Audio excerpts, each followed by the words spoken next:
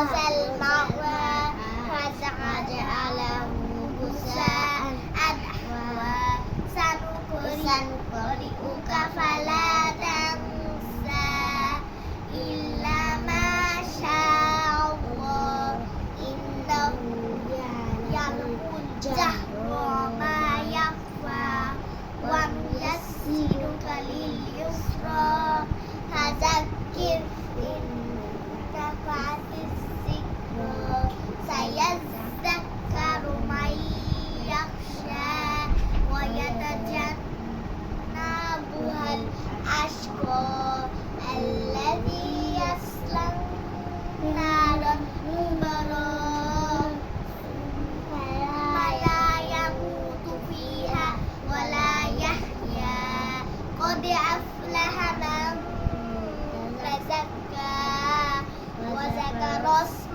ربه فصلى بل تؤثرون الحياة الدنيا والآخرة خير وأبقى إن هذا لفي الصحف الأولى صحف إبراهيم وموسى মাশাআল্লাহ, অনেক সুন্দর হয়েছে।